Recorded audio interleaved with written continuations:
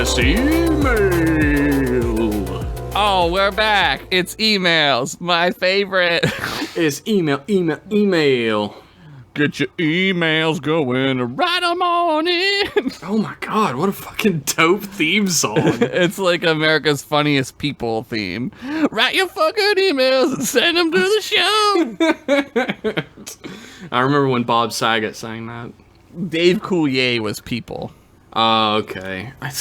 That show sucked. Yeah, it was America's Funniest Home Videos, except worse, which is crazy. Except like scripted weirdly, and also like Dave Coulier sucks. He does. Like, it's a miracle that man got a job as Uncle Joey. Well, he broke up with Alanis Morissette, and it gave us Jagged Little Pill, so that's the only thing he did. How do you date Alanis Morissette when you look like Dave Coulier? Canada, man. In the 90s, it's a Wild West, dude. Man, I guess. Anyway, this is a show where we read your emails, and then we react to them, because sometimes they don't have questions, but when they do, we answer them. Yeah, we try our best. Our first email is from Ensign Girl of the SS Girl. Wow, all right. Ensign Girl. So I was listening to y'all wax about how we need to be more mindful of our words and treat people a little better, and I was just wondering why y'all fucking misgendered me last time I wrote in. Signed Ensign Girl of the SS Girl. Anyway, Trek boys. All right, there's a lot to decompress on that one. I'm gonna go ahead and blame that on one Kevin Cole. That's Kevin's fault. He fucked us. Sorry. He fucked us. He fucked us, Johnny. I'm sorry. The bugs fucked us, Johnny. The bugs fucked us. Thanks for that email, Ensign Girl of the USS Girlatronic. So, I'm confused. What is their gender? I don't know. Girl. It doesn't matter. Okay, it doesn't matter. Oh shit, we got an email from a string of letters at gorillamail.com. What? And it is entitled, Secure Channel Can't Contact Kathy. What? It's fucking...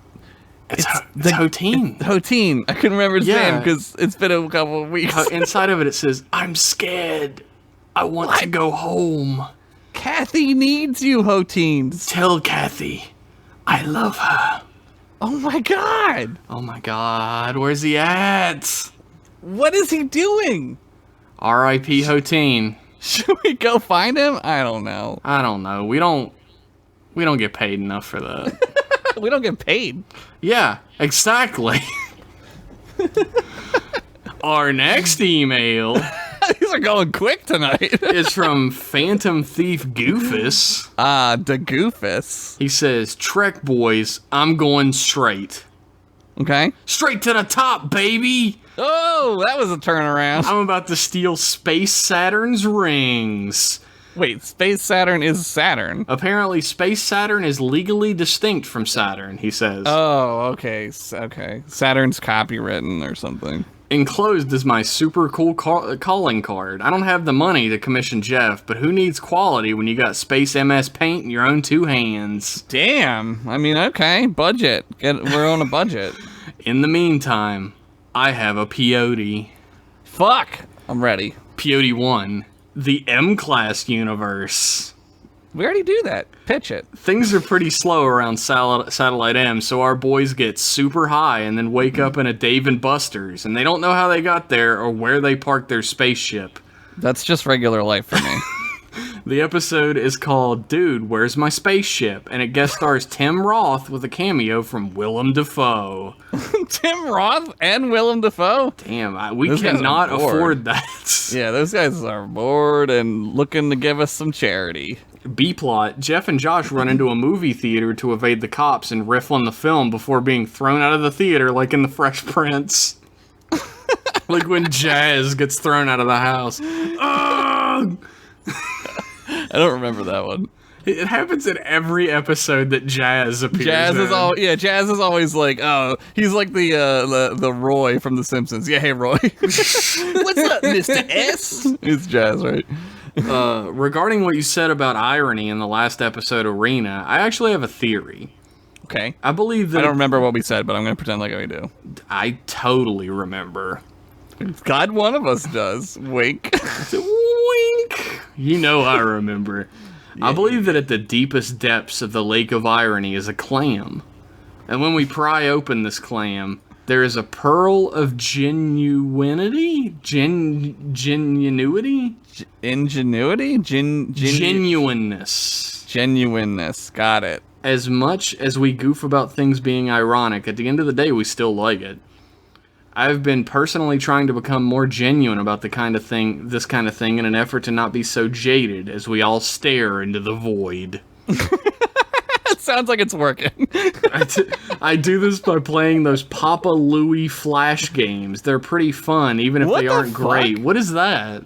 Let me look that up. Papa Louie? Yeah.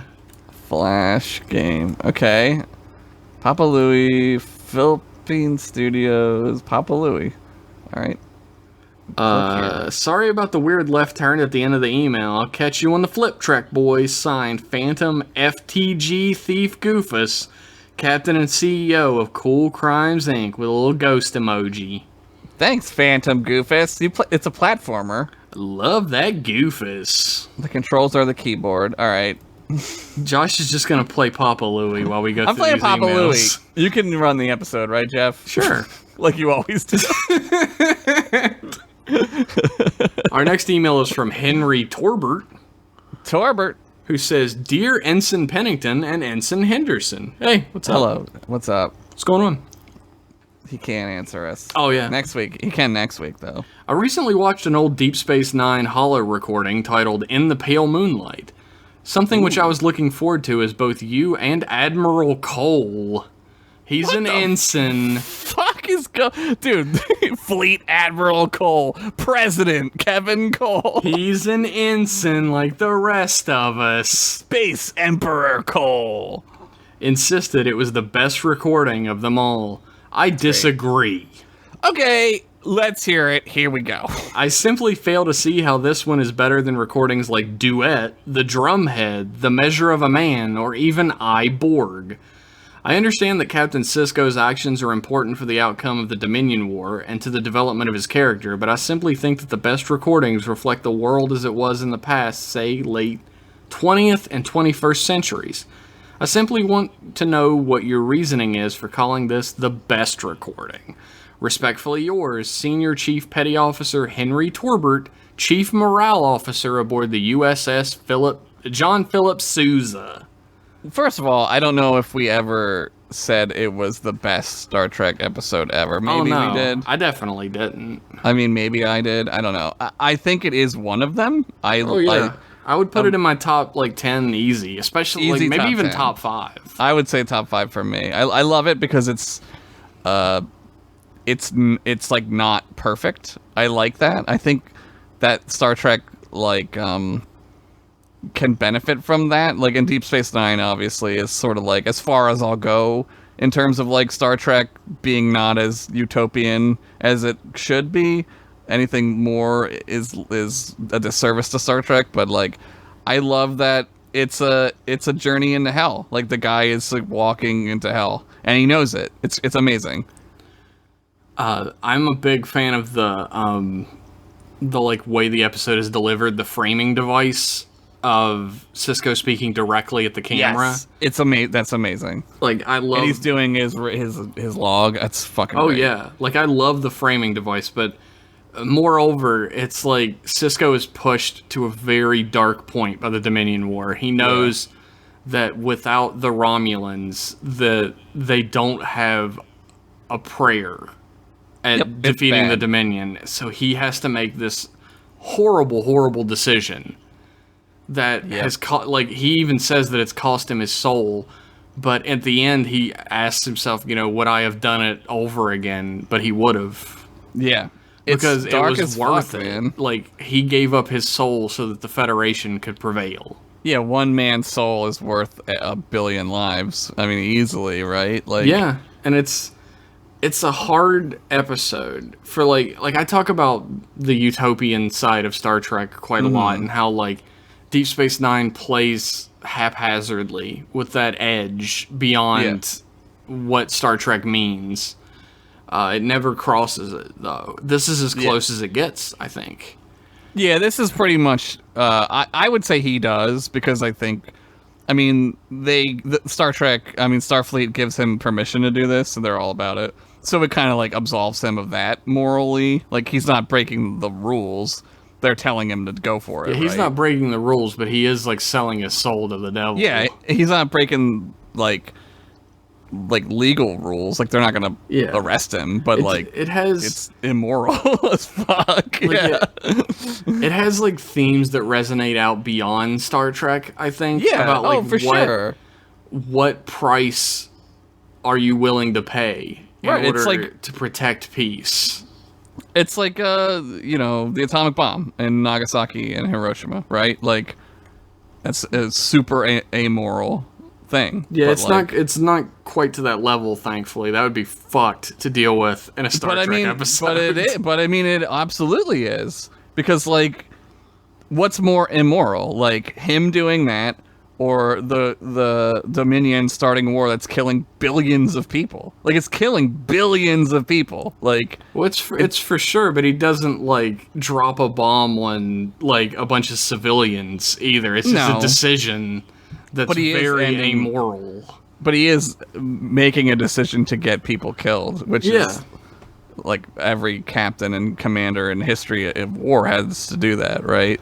There's a touch of like realism in Star Trek has its place, where like you can go too far into like the realism aspect, where you have like a crew full of people who are just at each other's throats all the time, like in Discovery, right? Which is like absurd. But like, it touches on that level of like real world amorality, like the gray between the black and the white, that like I feel like only DS9 can safely do. Yeah. Like, if Picard was put in this situation, like, there's no way it would go this way. No, he wouldn't do it, and he would probably, I don't know. He would say that the Federation isn't worth saving if he had to do that, right? Or not so much, not so simple, but he would say our principles can defeat the Dominion without doing this. But Sisko's different, and he doesn't have to be Picard, and that's why it's great. Like, I love Picard, and I'll watch Picard do anything. I love him, but I also like that there's other people in the world, right? And they do different things. At the heart of it, the reason why I like the episode so much is that it's a character study of Benjamin Sisko.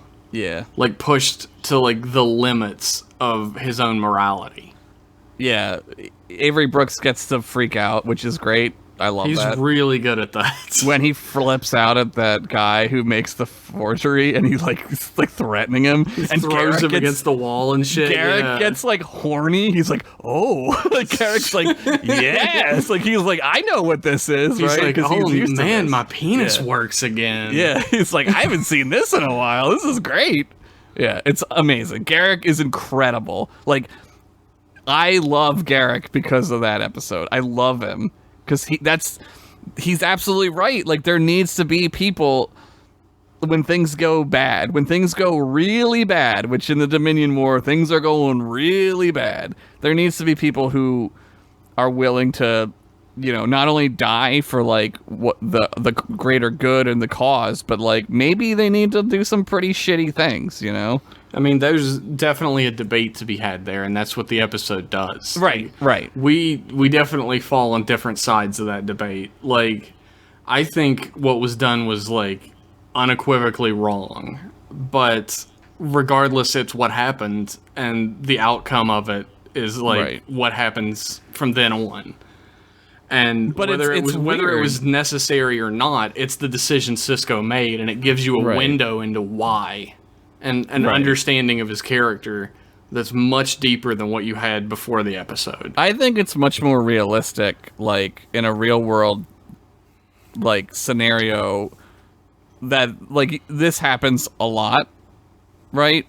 But you never hear about, like, you don't hear about the Garricks in the real world, because that would be defeat the purpose of having the Garricks, right? Yeah, like, well, I mean, like, that's to me the difference between the real world and the future of the Federation is why I'm so into Star Trek.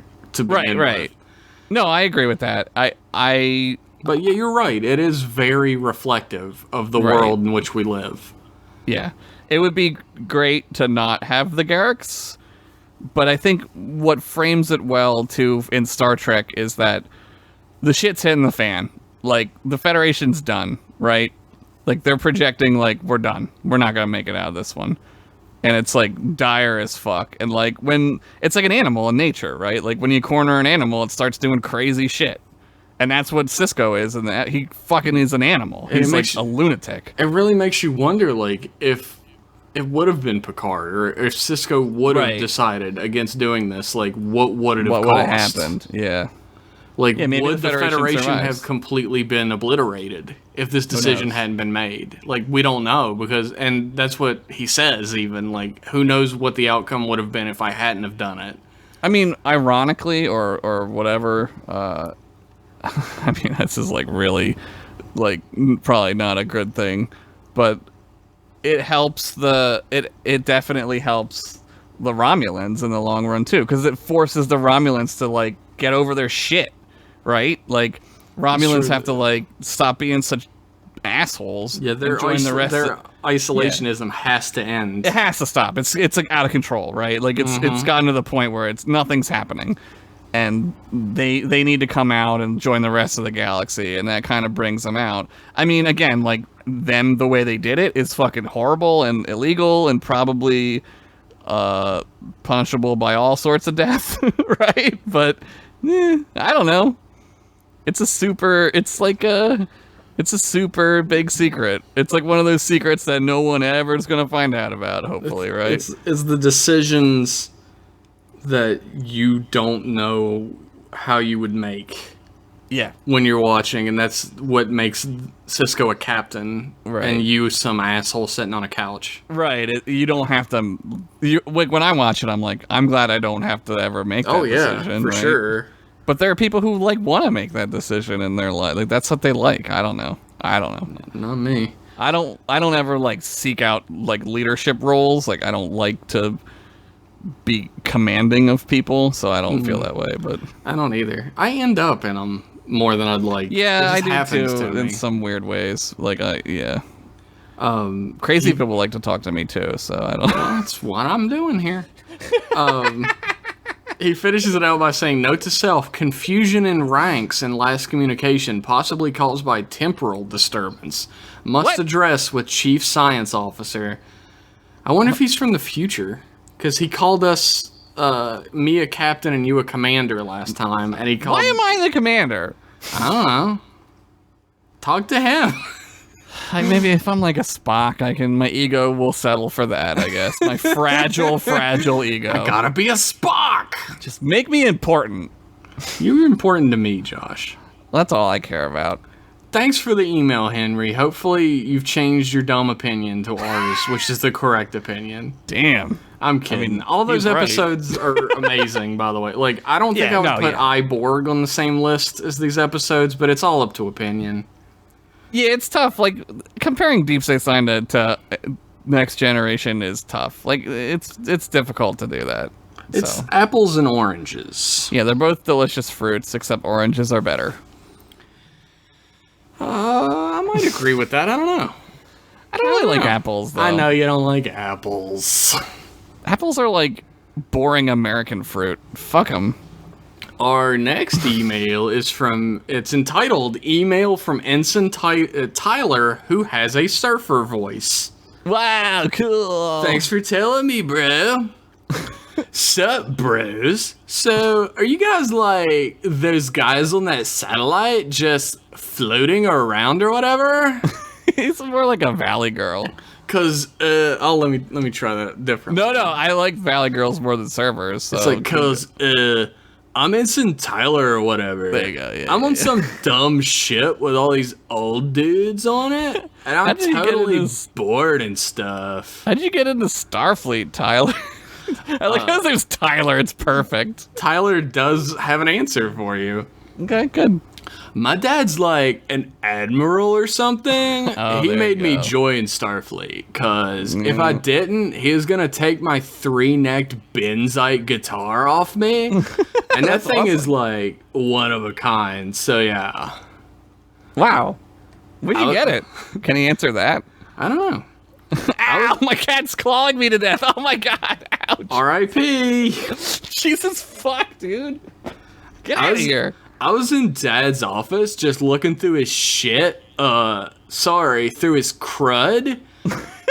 And I, I'm Demolition Man. You can say shit. and I found these files about these court martials. Oh, So, fuck, cool. I was just like wondering or whatever. I mean, it's cool if it's not. But do you guys need someone to, I don't know, just hang out with? Or, go dune buggying with? Are we getting blackmailed to hang out with Tyler? Is that what's happening right now? Don't worry about my dad being all weird about it, dudes. It's totally cool. He's always away on missions and junk. Why can't you say shit? Sorry, bro. My counselor said she wants me to stop using swears so much.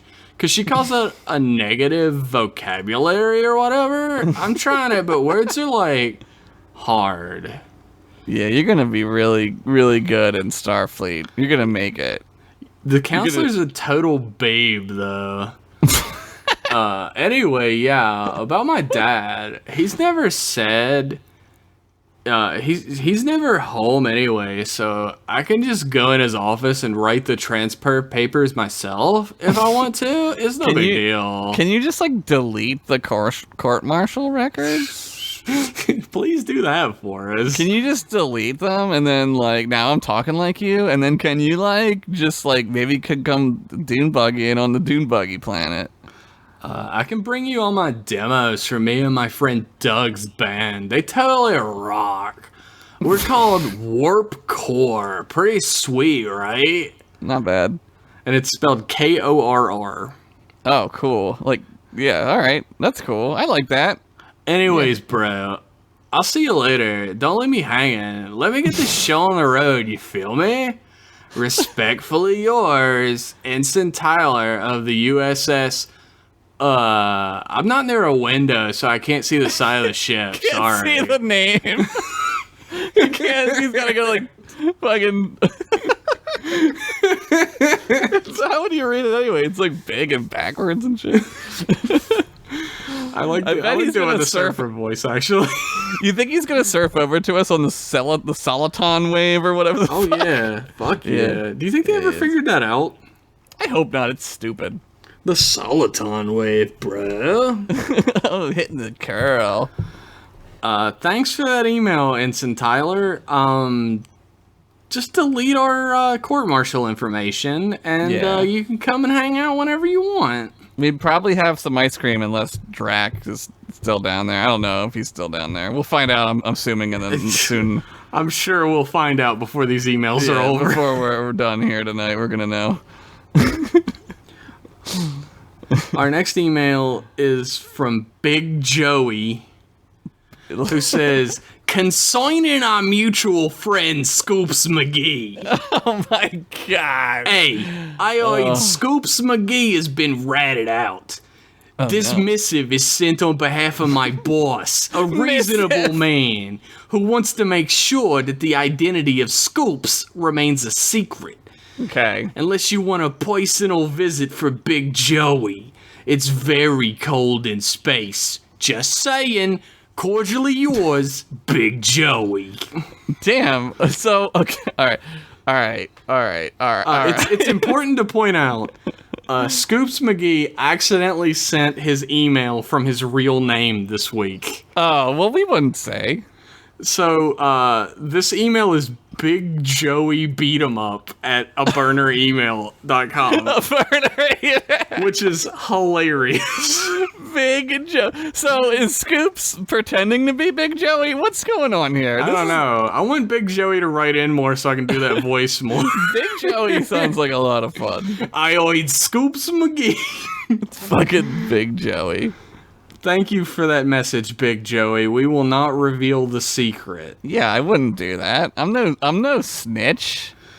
We do have an email here from Scoops McGee. It's entitled Investigative Journalism at its Finest. What the fuck? Dear Trek Boys, first, let me thank you for your continued non-patronage of our fine publication. The free editions we've been sending you have been really paying dividends in good PR. Subscriptions are up. Our reader base is diversified, and we've got a nibble on paid advertisement in this edition. Oh, wow. Not only is business better, but thanks to you, I've made inroads with a few new hush-hush sources. What listen to your show? New sources means new leads, means new subscriptions, means Daddy Scoops can finally get his hands on one of them fancy press hats what real investigative journalists wear. A press hat that has a little press tag in it. Enjoy the dish. Signed, Scoops McGee, lead investigative reporter, USS Federation Inquirer. P.S. I am not Jake Sisko, and your New Yorker transatlantic reading of my correspondences is eerily spot on. So I feel like we got Scoops does good work for the show, and he makes these newspaper. Well, I guess they're not newspapers because it's the future, but he makes these like newspaper like I don't know news things. They are like front copies. Yeah, is what they are. Yeah, and I happen to have one right here. Yeah. His name on Twitter is @McGee_Scoops. If you want to follow him, you should. I would do it. Yeah. You should. Yeah. The Federation Inquirer: 12 signs that your child might be a Gorn. Oh man, this is some fearmonger and shit. The Breen. What's under those masks anyway? We find out so you don't have to. That's a great question. I really want to know.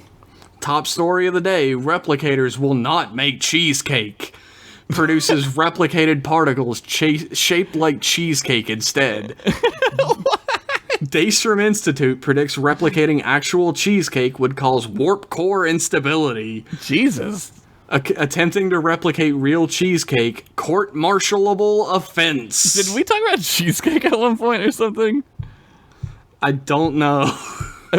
I mean, now I really want some cheesecake. Yeah, you can't me just too. say cheesecake like 6 times without me wanting it. A woman claims immaculate conception, says space itself is the father. Damn. It's Anakin. Yeah.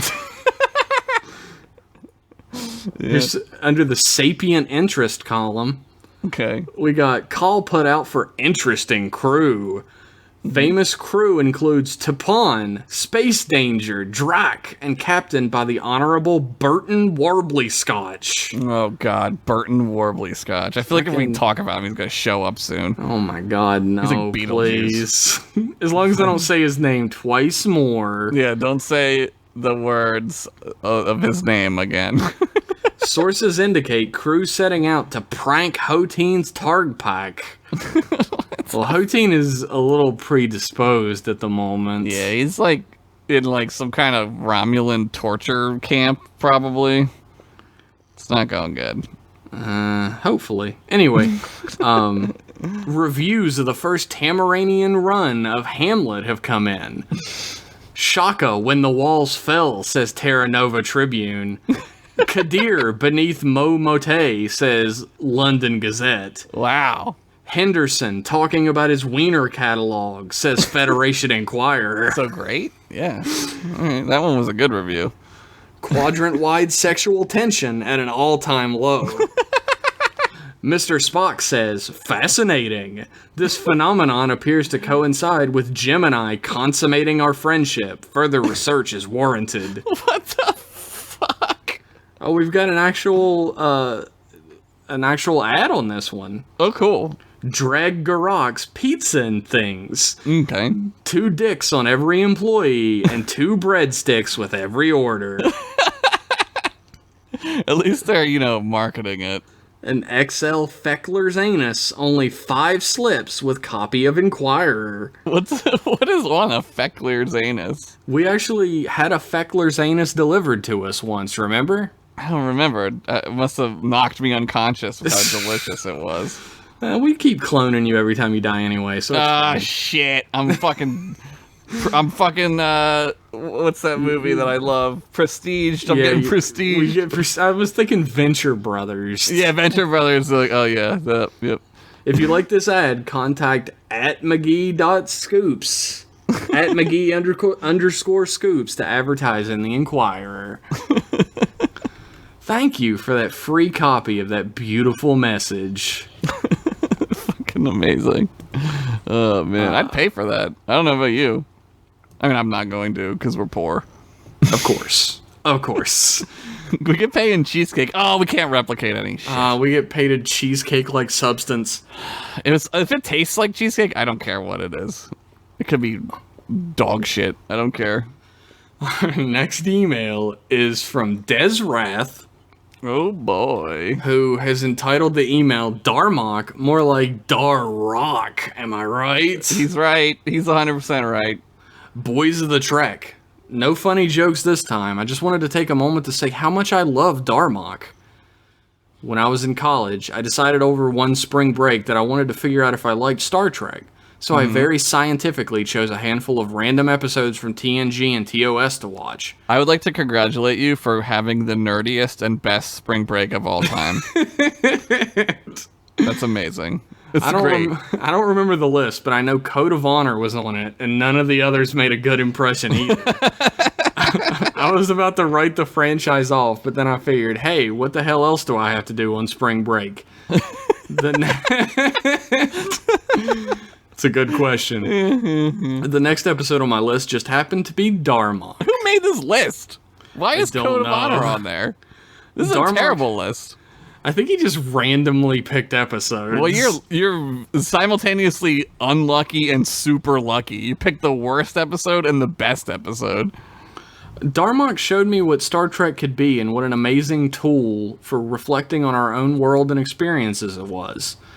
At the time, I was an English as second language tutor at my university and had a lot of interesting discussions with my students about the episode. Awesome.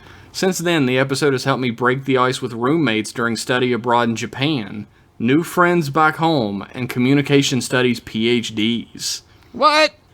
I've been hoping you fine folks would cover Darmok from the very first episode of M-Class, and I'm looking forward to hearing what you have to say about it. Well, we just did it, and it's the best episode of all time, just like Darmok. Yeah, we pretty much just, like, yanked it off into our mouths for, like, an hour and a half. So. Yeah, I just got, like, a cheesecake-like substance all over my face from the episode. Ew. Ogok Trekley yours. Captain Desrath aboard the USS Lollipop E. P.S. Attached to the very first commission I got from Jeff, a visual gag about Picard and Dathan hosting a late-night talk show together called At Eladrel. So good. I remember that. PPS, if you've been on the Discord in the last, month, you know we've been going wild with our hottest new catchphrase, There, I Contributed. So without any further ado, www.icontributed.com, and I'm going to click on that. Yeah, what's that do? Is it a thing? It takes you to the M-Class wiki. Hey! That's awesome! We bought the fucking right. Why did you do that? That's fucking great. Holy shit. That's funny. That's amazing. That is great. Amazing. Yeah, everybody go to www.thereicontributed.com. Why are they saying this? I don't know this. I don't. Jokes start in the Discord like wildfire. There's just a tiny spark, and suddenly it's a Discord-wide joke. You have to like mine deeply to go find it, and I don't have the patience to do that. I don't. Thank you for that email.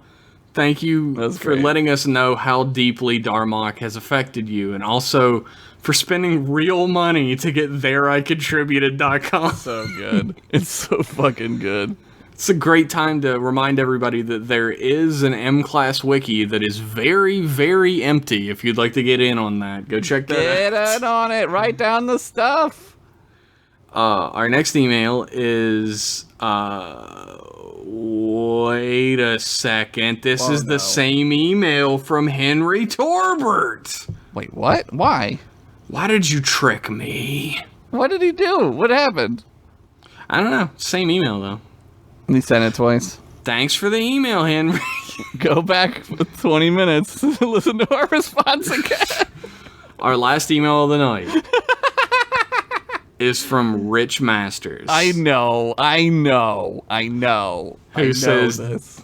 and it is entitled Golden Gills. Oh, God. Dear Dukes of Trek, thank you for being a friend.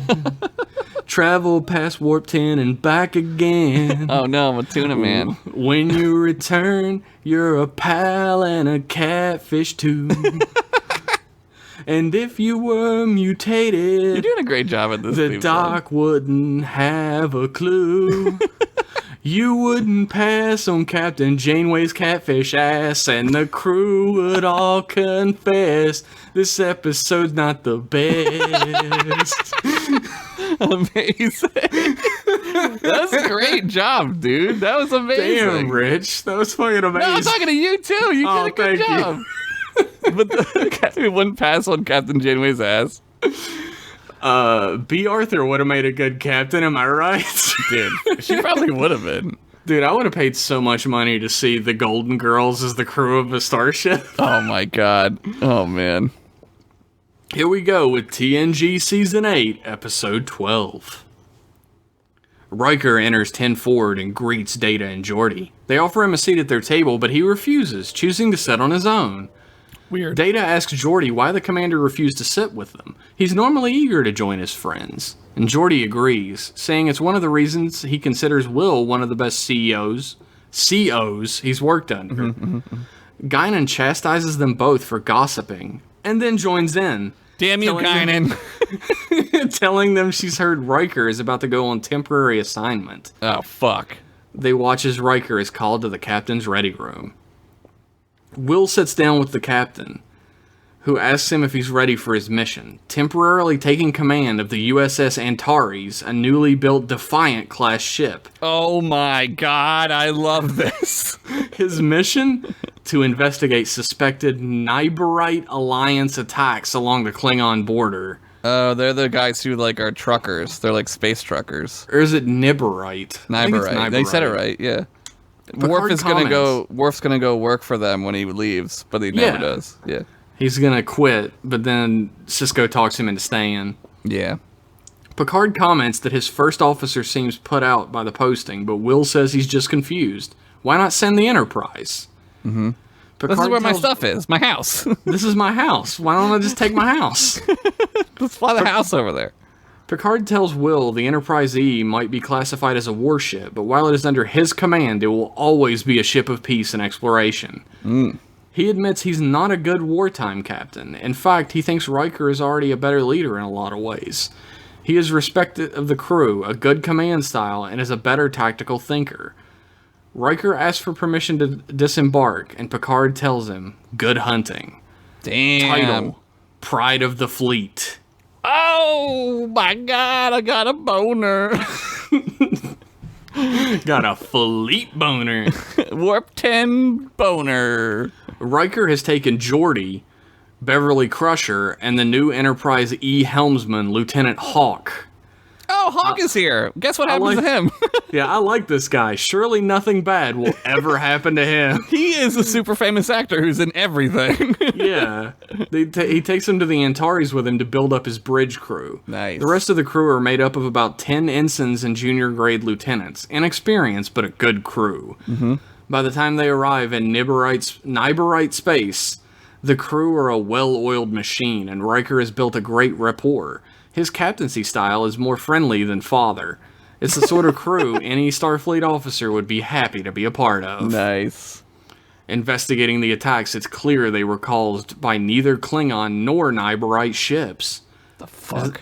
As they uncover a warp signature, the ship is attacked by the true culprit, a Jem Hadar warship. I hate these guys, but I also kind of love them. In a vicious engagement, both ships are disabled.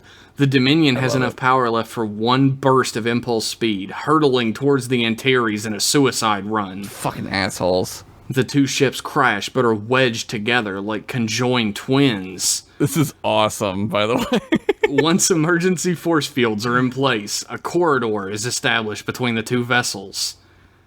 Geordi is quickly able to put a security force field in place, dissecting the hallway between the two ships. Shit. When they go down to inspect the damage, they find a battalion of Jem Hadar staring at them from the other side of the force field. And their Vorta leader, On the Starfleet side, Uh-oh. her crate of Ketracel White by her side. Whoops-a-daisy, gonna need that to not die. The Jem'Hadar first demands they return the Vorta, but Will refuses, taking her into custody. Damn. The Jem'Hadar test every weak spot on the ship, trying to get through to their leader, even accidentally spacing some of their own soldiers to do so. Yeah, well, it happens. We'll grow more. Wow. Josh the Vorta, everybody. Dude, I'm like Iggy Pop in that episode. Well, it's me, Iggy Pop. I'm a Vorta now. The Vorta tells Will they are relentless and will not stop until they have what they want, and Starfleet can't even fathom how Jem'Hadar think. True to her word, for days the Jem'Hadar try to breach the force field, occasionally succeeding in killing the odd crew member before Geordi can re-establish force fields. The crew can't risk sleeping, too busy fixing ship systems to get more than a few hours rest at any time. Oh my god, this is like Battlestar Galactica. This is great. Coupled with this, the crew are starving with no replicators and no access to field rations. What? Will has an idea. Eat the Vorta. Vorta. Oh. Crusher is appalled, confirming that the drug may have enough nutritional value to keep their crew alive for a few days longer, but might cause unknown damage to their bodies. Y'all want to do some space heroin? Everybody get that fucking white. Get fucking yayo! Will feels he has no choice and orders Crusher to administer the white to the crew. This is amazing. Over the next few days, the Jem'Hadar keep trying to pull down the force fields as the crew frantically try to keep them at bay while hopped up on white. Certain crewmen start to go mad and have to be sedated, and Geordi is suffering permanent damage to the interface with his visor. If he keeps it up, he'll lose the ability to use it. Fucking Geordi! Always with your dumb visor. Oh my god. Riker orders everyone to keep taking the white to keep them all alive, knowing what it might cost them all. As Geordi is able to gather enough energy from the systems to send a distress call before going fully blind, the remaining Jem'Hadar who can stand after being without white for so long charge the force field. Many of them killing themselves to bring it down. All that's left is standing is the First, who says he admires Riker for commanding like a Jem'Hadar. So good. In their fight, Will is rage-filled and kills the First with his bare hands and a feat of strength worthy of a Klingon. Holy shit! With no other Jem'Hadar capable of fighting because of white withdrawal, they are easily captured. But Will is horrified by his own actions. Yeah, he took bath salts, dude. He ate that guy's face off. Fucking took crocodile. Crocodile, oh my god. Back on the Enterprise, Picard visits Will in his quarters to tell him Geordi will never be able to use his visor again, but that Crusher has installed new eyes. The eyes, yes, there it is. Not Geordi's first choice, but the only way he can now see. I was gonna say, the eyes are gonna come in here, because yep. Good call. He tells his first officer he's read his report, and Riker says he can't tell whether Jean-Luc is there to offer his congratulations or court-martial him. Picard asks if either option would help him put this behind him, and Will says nothing will make his guilt go away. Picard tells him that is exactly why he will be a better captain than Picard, and leaves him to think about it. Oh my god, that was amazing. That was an amazing episode. That's my favorite one. I knew it was gonna be. As soon as I got to like Will doing some atrocities, I knew it was gonna be your favorite. I like it. It's very Deep Space Nine. It's very Ronald D. Moore. There is a Deep Space Nine episode similar to that, which I think it's a really great like homage to that, but also like that's just how the Jem'Hadar are, right? Like they're crazy and they make you do this shit, right? Like I love it. This is very much one of those like horrors of war episodes. Yeah. I think this is the closest I ever came to even thinking about not pitching it. I know you weren't gonna like it. I know that this I'm was still gonna pitch it. It's I know. still a really great episode. I know, but I know that you have conflicting because Riker and I get it. I love it though. It's very much like in the vein of like a Ronald D. Moore. It's very Battlestar Galactica. Yes. Which is why I knew Josh was gonna love it so I could much. just see the Jem'Hadar like almost like a Infinity War, like those dogs like slamming themselves against the force field, just dying from it, like it's like burning them and shit. Right? Yeah, like the Hulk dogs and Hulk. Yeah, yeah. And Ang Lee's Hulk. Oh my god. Or that wasn't Ang Lee. Yeah, It was. The Hulk yeah. dogs was Ang Lee's yeah. Hulk. I hope you liked this one. I left it super last minute because I'm working on a super secret project with the Discord boys. Oh, I think I know what that is. Discord boys. Discord boys. There, I contributed. Am I doing it? He's fucking caught up, everybody. He knows them all it. now. I got the joke. I love you both more than Romulans like lying.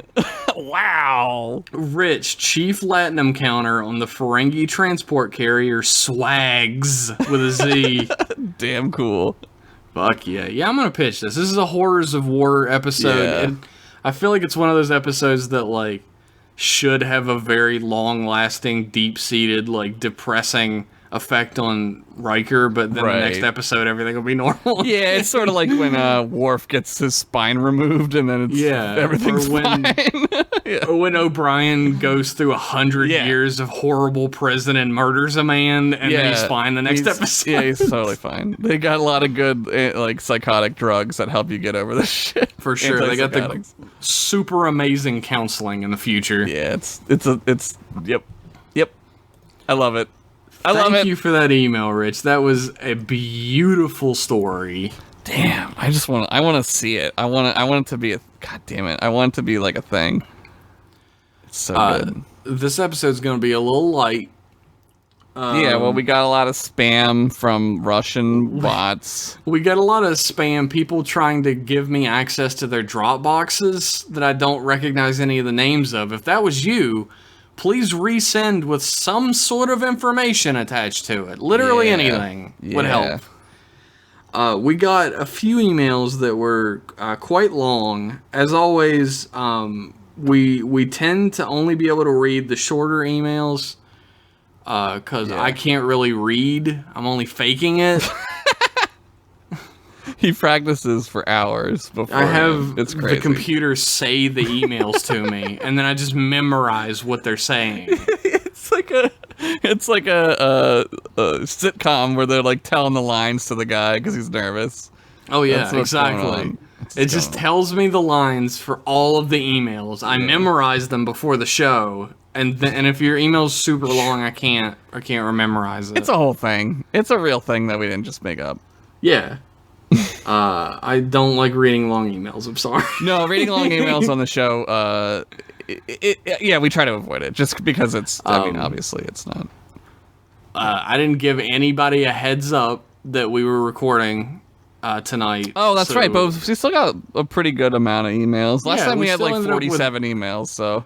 Yeah. So maybe I should have saved some of those. Anyway. Thanks for tuning into this show. Thanks for all your emails, everybody. Like, you guys, this is mostly your show, and we're just on it. Yeah, I feel, dude, right? I feel like I get to be the audience. It's great. It's great. I love it. I love emails. I don't know. I'm glad that they send the emails. Keep sending them in. If you want to, like, know the schedule of when we do things, it's every other week. So if you guys want to send emails every other week, yeah, the day that email comes out to the general public is the day we record. Yeah, right, yes. So, like, the day M-Class proper comes out, we do not record. Yeah, that's how it works. So, if that helps you to remember if you want to send. Or you can just send it, like, whenever, right? Like, it doesn't really you don't matter. have to, like, send it any specific time. Like, anytime anything hits you, send it to us. Yeah. Even if it's about an episode we've already covered. Doesn't matter. Yeah, I don't care. I'll talk about everything. I'll talk about nothing. Even if it has nothing to do with Star Trek in any way, shape, or form. Yeah. Please send emails to us at mclassemail@gmail.com. All We're singular. lonely. We're so lonely. It's just us up here in this satellite. Yeah, and we only have one bathroom, and it's like Jeff leaves his fucking beard trimmings next to my pube trimmings, and it's Oh really my God. unnerving to me. Like, I'm trying to... It did become sentient once, the combination, which was a problem. I but thought we it was just a shot it out the tribble. airlock. I thought it was a tribble, so I petted it. That's a mistake. I learned my lesson. Don't do that. Don't pet it. We just spaced it, and everything was fine. Probably It fine. did mutate into a giant tentacle hair monster and come back a week later, but we again just spaced it again. What are you so gonna I'm do? sure nothing will go wrong now. It's just pubes and facial hair, which are face pubes. True. I had a lot of True. lice in there. Maybe that had something to do with it. Ooh. Look, It's for research, Jeff. why did I ever destroy Deep Space Nine and end up here? Why? I needed to see what Talaxian pubic lice was like. Turns out it's a lot like the Talaxians. Annoying. Oh my God, we got a spacist in here. I met what's his name? Yeah, backpedal. Neelix. Backpedal. I met Neelix at a conference. I did not like it. Yeah, like, Neelix is pretty much the worst. Yeah. You He's know- friendly though. You know, Drac has been downstairs for like a month at this point. Yeah. I mean, he's probably fine. I guess. If we go down there and he's just a skeleton, though, I might feel bad. Should we go, like, look for him? How do we get down there? I don't even know. I've never been down there. It's weird that we have one bathroom, but we have an entire deck for ice cream. Yeah, I'm not sure what we were thinking on that one, but Yeah, that's Starfleet engineering for you right there. it's post-scarcity for you. Look, thanks everybody for tuning in. Head on over to Twitter, which is an ancient Earth website that still exists for some reason, and follow us at M-Class Podcast, where we were going to post all the tips and tricks for how to get rid of your pubic lice, Talaxian or otherwise. Yeah, hit it with a shampoo, shave, and leave it next to your beard hair, and then it gives them another home to go into. Okay. Like an igloo for pubic lice.